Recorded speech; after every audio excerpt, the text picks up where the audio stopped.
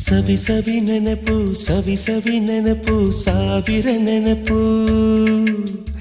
ಎದೆಯಾಳದಲ್ಲಿ ಬಚ್ಚಿಕೊಂಡಿರುವ ಅಚ್ಚಳಿಯದ ನೂರೊಂದು ನೆನಪು